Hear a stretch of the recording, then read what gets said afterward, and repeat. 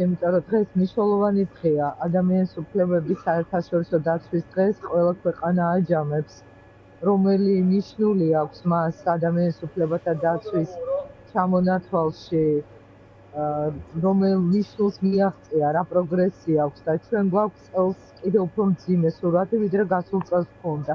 რომ ვაკეთებთ ამ ანალიზს. დღეს ჩვენ გვყავს ყველაზე მეტი პოლიტიკური პატიმარი, ყველაზე მეტი პოლიტიკური საქმე, ყველაზე დაწვრთული პოლიტიკური პროცესები და ყველაზე სუსტი მართლმსაჯულება არც ერთი დამოუკიდებელი ორგანო. სხვა შორის ძალიან სიმბოლურია, რომ ბრიუსელში ხვალ მინდა გითხრათ, რომ იმართება ძალიან მნიშვნელოვანი ფორუმი. ეს არის უდიდესი იურიდიული გაერთიანებების იურისტების ორგანიზებით საქართველოს თემა იქნება მნიშვნელოვანი თემა, წამყვანი თემა ამ კონფერენციას, სადაც მე მექნება გამოსვლის შესაძლებლობა, რამდენადაც მონიტორინგს უწევთ ჩვენ ამ პოლიტიკურ საქმეებს და ჩემი თემა სწორედ ეს არის, როგორი გავლენა აქვს ადამიანის უფლებების კუთხით ბოლო პერიოდში საქართველოში მიღებულ კანონებს და რამდენად შეესაბამება იგი ევროპის საბჭოს, ევროკავშირის მოთხოვნებს და ევროპული კონვენციის მე-6 მუხლი, ეს არის საქმის სამართლიანი განხილვისუფლება და წამების აკრძალვა. იქ ჩაშლილია რამდენიმე სპიკერია, მათ შორის ჩემთან ერთად ამ პანელზე და მათ შორის ევროკავშირის, ევროპარლამენტის წარმომადგენელი, ევროპის საბჭოს საპარლამენტო ასამბლეის წარმომადგენელი და მე ზუსტად ამაზე ვაპირებ ვისაუბრო ამ პოლიტიკურ საქმეებზე, იმ კანონმდებლობაზე, რომელიც პირდაპირ არღვევს შეკრების და გამოხატვის თავისუფლებას, რომელიც პირდაპირ არღვევს ღირსების ხელშეუხებლობას, საქმის სამართლიან განხილვისუფლებას. მინდა გითხრათ, რომ ძალიან მნიშვნელოვანი იყო, რომ ასეთი უდიდესი იურიდიული გაერთიანებები, რომელიც არის ევროპულ დედაქალაქებში, ორგანიზებას უკეთებენ ასეთ ფორუმს. მე მექნება ალბათ შესაძლებლობა მე რაღაც მასალას მოგაწოდოთ ხვალინდელი კონფერენციის.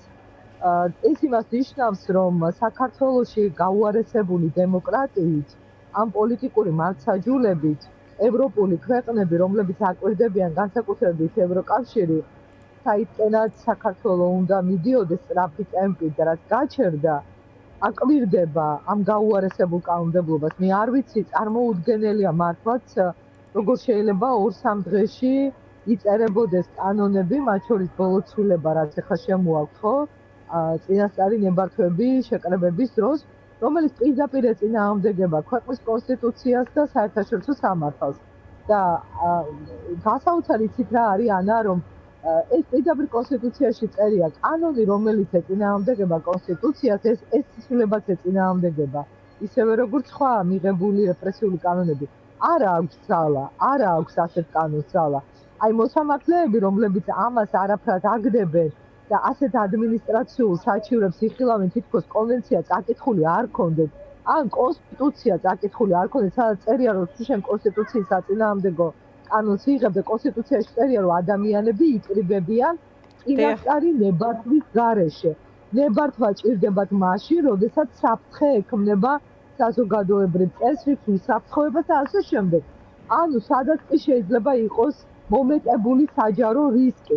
როცა ეს რისკი არ არის და შენ ეუბნები ადამიანებს, რომ ტროტუარზე, სადაც შენ შეიკრიბები, იქ ნებართვა ითხოვე, ეს კონსტიტუციას არღვევს. ეს გასაგები, ეკა, გარდა იმისა, რომ თქვათ ნებისმიერი, ანუ რეალურად ეს საკანონმდებლო ჩარჩო, რომელსაც იგონებს ოცნება, ის არგებს პროტესტს ფეხდაფეხ, ხო? ერთი არის ეს ამბავი, ეს არის ფაქტი და მეორე არის თუ არა კიდე პრობლემა ის, რომ ბარიერი არ სათხვდება ხელისუფლებას, ხო? აი თქვენ კონსტიტუციის, ასე ვთქვათ, კონსტიტუციასთან დაკავშირებული კითხვები ახსენეთ და თქვით, რომ ირღვევა კონსტიტუცია, ეს ცხადია ძალიან მნიშვნელოვანი საკითხია, მაგრამ აი სად არის თქვათ აქ რაღაც შეწინააღმდეგების შესაძლებლობა, ხომ? აი რომელ სასამართლოში, ვთქვათ, საკონსტიტუციაში ადგილზე, სასამართლოებში თუ სად? ანუ აი სად შეიძლება ეს ვითარება, ვთქვათ, შეფერხდეს და ხელისუფლებამ რაღაც გარკვეული დისკომფორტი მიიღოს იმის გამო, რომ ამგვარ საკანონმდებლო ინიციატივებს მიმართავს პერიოდულად. და ამით კიდევ უფრო ამძიმებს იმ ადამიანების მდგომარეობას, რომლებიც ამ უწყვეტ პროტესტში მონაწილეობენ 1 წელზე მეტი ხნის განმავლობაში, ხომ? არგუმენტები არ აკლია ოცნებას, ხო, ის დღესაც მოვისმინეთ რამდენიმე არგუმენტი, რატომ და რისთვის ხდება ეს? რა არის ამის პასუხი? პირველი ქვეყნის შიგნით, სადაც ასეთი დამოუკიდებელი ორგანო არ არსებობს, ხო, არ არსებობს სასამართლო, არ არსებობს დამოუკიდებელი საგამოძიებო, რომელიც გააუქმეს, ყველაფერი გაუქმებულია. მაგრამ არსებობს პროტესტი ხალხში, რომელიც იზრდება და ყველა რეპრესიული კანონი მათ აკარგინებს იმათაც კი, ვისაც ალბათ აქამდე რაღაცა გარემოებების გამო აიც მიაჩნდა, რომ ოცნება იყო მისთვის ვიღაცაზე უკეთესი. ეს ერთი, იმიტომ რომ უკვალოდ არ ხრება უკვალოდ. დობის კარგვას აქვს თავისი ლიმიტი, და როცა ისინი ზღვარს მიუახლოვდება, რომ ამოწურავს თავის თავს, როგორც აი ბოლო წეთის დროს გადმოიღურება წყალი, აი ეს ხდება პროტესტის დაგროვება. რაც შეეხება ქვეყნის გარეთ. ჩვენ ამიტომაც ვმუშაობთ საერთაშორისო სასამართლოსთან. ამ შემთხვევაში ვგულისხმობ მე პირადად სტრასბურგის ადამიანის უფლებათა სასამართლოს და ეხლა ძალიან მინდა რომ დავიწყოთ გაერო სპეციალურ კომიტეტებში, სადაც ადამიანის უფლებათა დაცვის კუთხით ასეთივე ძლიერი მექანიზმია, იქაც საჩივრების გაგზავნა, ჩვენ ვამზადებთ ასეთ საქმეებს, იცით რომ ჩვენი მონიტორინგის ფარგლებში ვცდილობ დავეხმაროთ პოლიტიკურ პატიმრებს, ამიტომაც ეს შეიძლება დროში სწრაფად ვერ ეწევა, იმიტომ რომ არც ერთ ნორმალურ ქვეყანაში 2-3 დღეში კანონები არ ცხდება.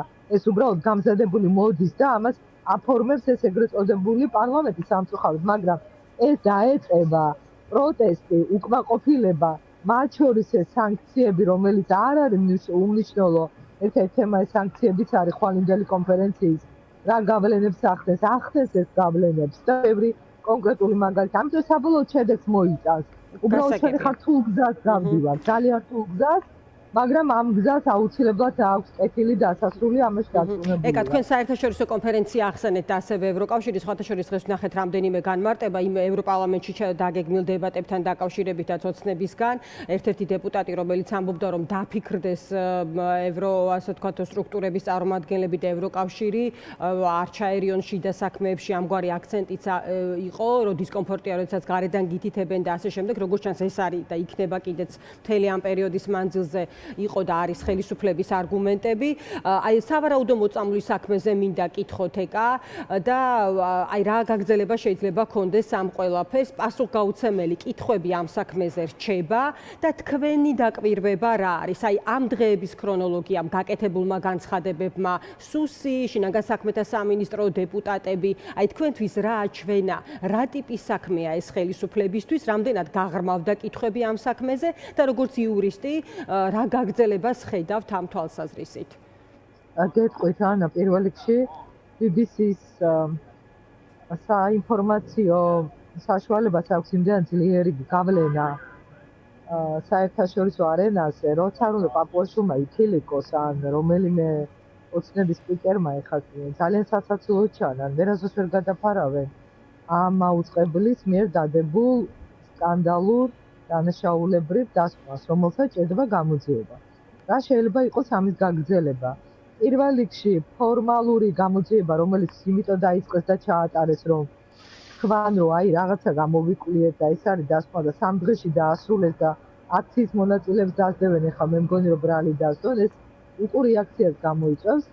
ამის გაგრძელება იქნება ადამიანის უფლებათა სასამართლოში კონვენციის მუხლების დარღვევის გამო, რომ სახელმწიფომ არ შეასრულა არც ნეგატიური და არც პოზიტიური ვალდებულება, საჩივრები გაიგზავნოს როგორც სტრასბურგში, ასევე გაეროს ადამიანის უფლებათა დაცვის კომიტეტებში, რომელსაც აქვს ესეთი მანდატი საჩივრების განხილვის და ასევე სხვა საერთაშორისო სასამართლოებშიც გააჩნია, რომელი მუხლებით იდავებენ მოქალაქეები.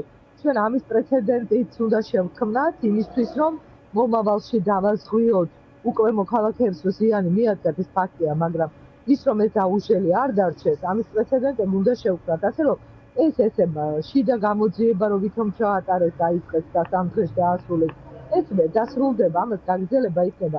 აი ხა როგორც ბევრი საქმე დაეწია ფეხდაფეხ საერთაშორისო სასამართლოებში წაგებული, მათ შორის ბოლო გაგახსენებთ მარტში იყო წელს აქციის დროს დაკავებული 2 ჩვენი აქტივისტი საქმე სტრასბურგის სასამართლომ, სადაც საქართველოს მთავრობა დამარცხებულად გამოაცხადა ადმინისტრაციული წესით რომ აკავებთო, პირდაპირ უთხრა რომ არ შეიძლება ესეთ დაკავებები და დააკისრა სანქციები. ასეთი გადაწყვეტილებები იქნება, ამიტომ ჩვენ არ ვაპირებთ რომ მადლობა. ვთქვათ რომ მურჩა ეს. არა, ამას გაგრძელება ექნება.